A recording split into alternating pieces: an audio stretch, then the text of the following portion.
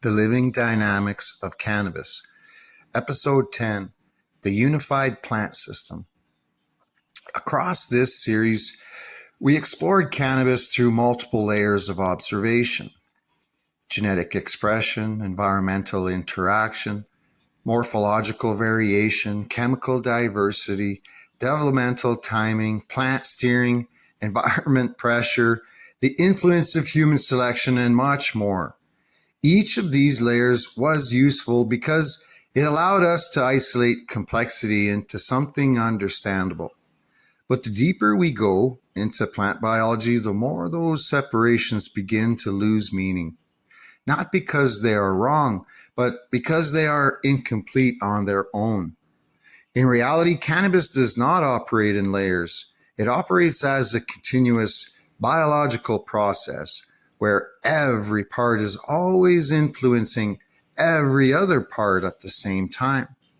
What we call structure, chemistry, and development are not separate systems. They are different expressions of the same underlying activity happening within the plant at every moment. A leaf is not just a structure for capturing light. It is a temporary resolution of multiple competing pressures: energy demand, water regulation, gas exchange, heat dissipation, and internal resource distribution. Its final shape is not chosen from a fixed template, but emerges from how these pressures balance against one another under specific environmental conditions.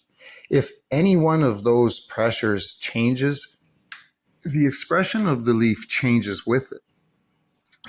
The same principle applies to roots. Root systems are often described as support structures for nutrient uptake, but that description is only partial. Roots are also interfaces for chemical sensing, moisture tracking, microbial interaction, and structural anchoring. They are constantly adjusting growth direction based on gradients of water availability, nutrient concentration, oxygen levels, and physical resistance in the substrate. What we see as root architecture is actually the physical record of continuous environmental negotiation. Even flowering, which is often treated as a defined stage, is not a switch between two states. It is a gradual reorganization of priorities that emerges as internal and external signals accumulate over time. Photoperiod provides timing information, but it does not act alone. The plant is also evaluating its internal energy reserves, structural maturity, hormonal balance, and environmental stability. Flowering begins when these signals collectively reach a threshold that supports reproductive commitment. Until that point, the system remains flexible. This is why flowering never looks exactly the same twice, even under similar conditions. The transition is not a fixed program. It is a decision emerging from multiple interacting variables. Chemistry follows the same pattern of continuous interaction rather than fixed outputs. The hundreds of compounds identified in cannabis do not exist as isolated products. They are the result of shared metabolic pathways that can be routed in multiple directions, depending on genetic capability and environmental influence. Cannabinoids, terpenes, flavonoids, and other secondary metabolites are not separate systems. They are branches of the same biochemical network expressing itself differently based on internal state. This is why chemical profiles are always sensitive to context.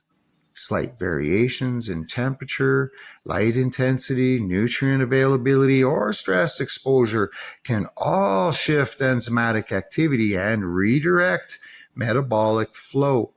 What we measure at any point in time is not a final chemical identity.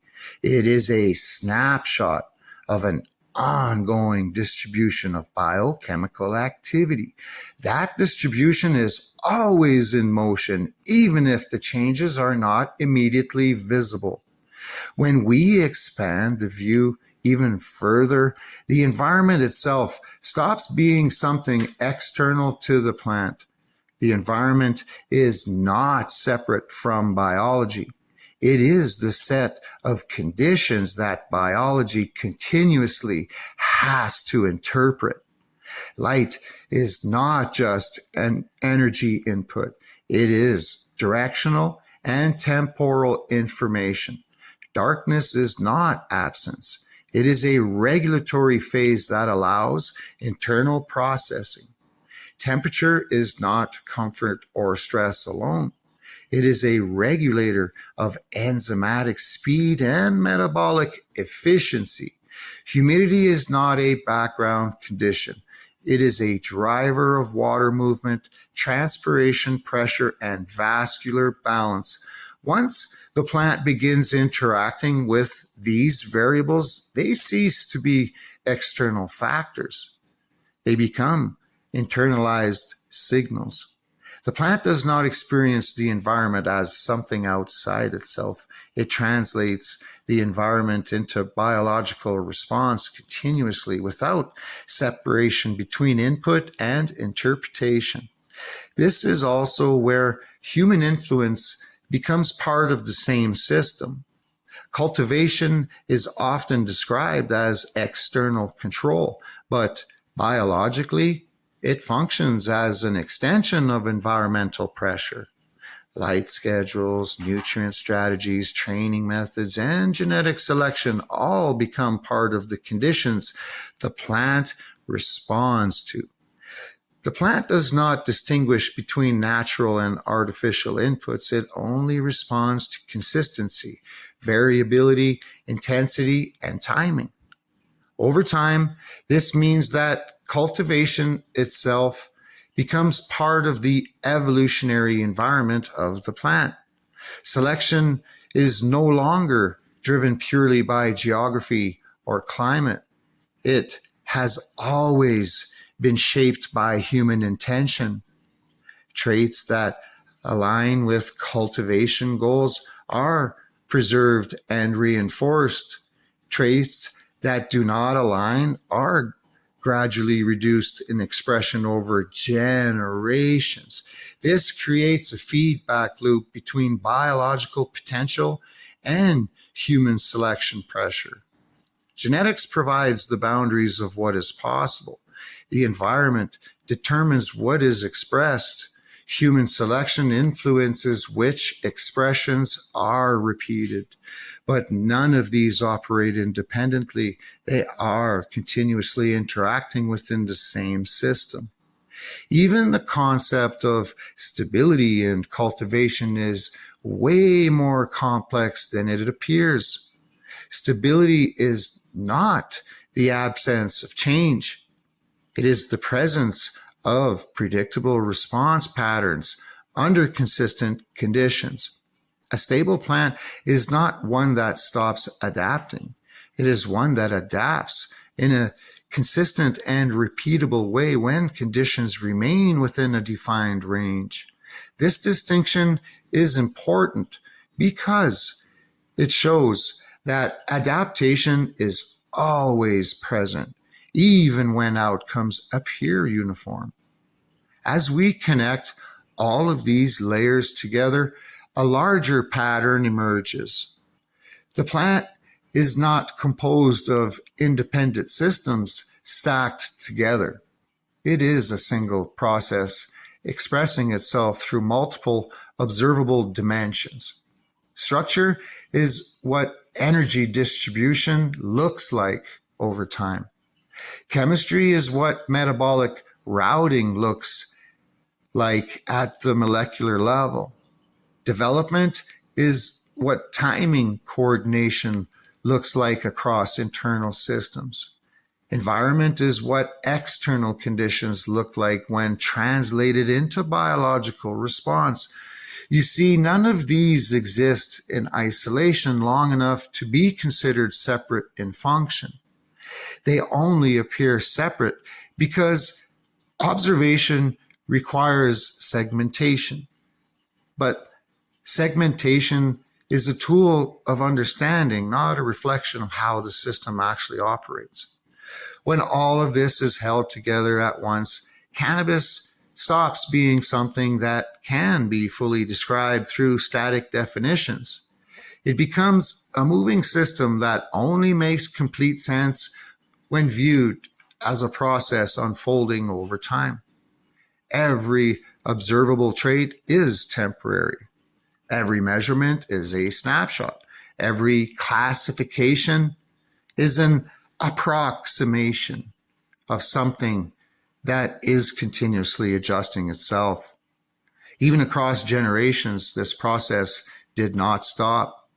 Populations shifted through environmental adaptation, genetic recombination, and human selection.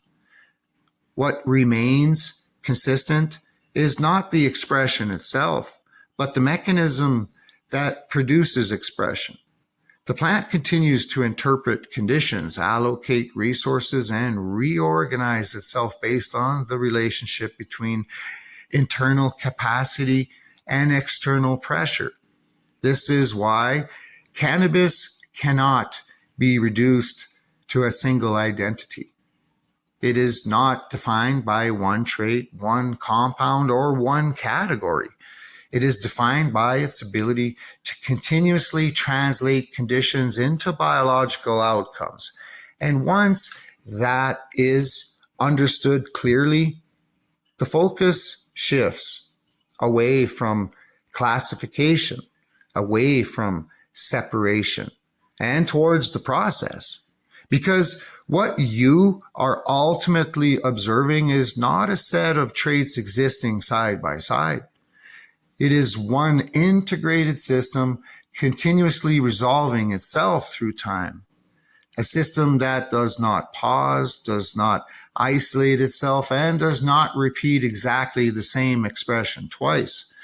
A living continuum where every part only makes sense in relation to everything else, and where understanding does not come from breaking it apart, but from recognizing that it was never separate to begin with.